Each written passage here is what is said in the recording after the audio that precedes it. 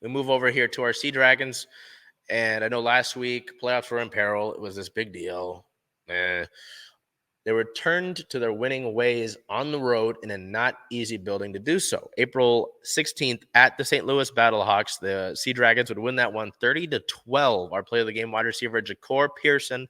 Pearson, 7 receptions, 115 receiving yards, and 1 touchdown on the game, including a 68-yard touchdown in the third quarter to really help the Sea Dragons start to pull away.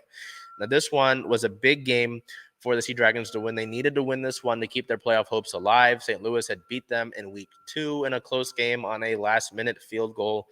And they're also battling St. Louis for this playoff spot as well.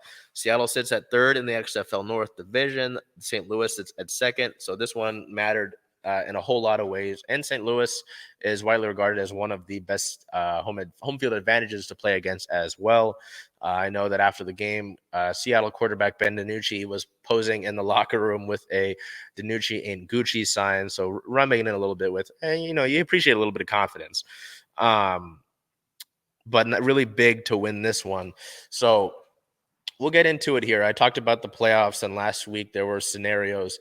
Our friend Nick, who is our stat guy in a lot of ways, he broke down the playoff clinching scenario. Seattle would be eliminated with a loss next week and will clinch with a win and a St. Louis loss. So we need to win this one next week, and St. Louis needs to lose next week. I'll get up here who they'll be playing really quickly. XFL website's very interesting. But if both win, it'll come down to a combined division rankings in points for and points against. So you want your wins to look good when it comes down to things. The DC Defenders, who Seattle lost to last week by a point, took the XFL North Division, and they'll host the North Championship. So we go over here to the schedule. Let's see who St. Louis is playing. They play Orlando, and Orlando has not been very good. But Orlando lost to San Antonio. Oh boy. Okay. So that game is at. So I guess Seattle would find out if they are going to the playoffs or not, because St. Louis plays first in the day at 9 a.m. Pacific time, and then Seattle plays at 4 p.m. Pacific time later in the day. So, yes. Recapping, Seattle will be eliminated from postseason contention if they lose this week, and will clinch with a win and a St. Louis loss. Again, if both win, it'll come down to a combined division rankings in points for and points against. There are tiebreakers, though, for this, and Nick, the stat man that he is, was able to break that down for us, so we'll get that here for you. We'll go into tiebreakers.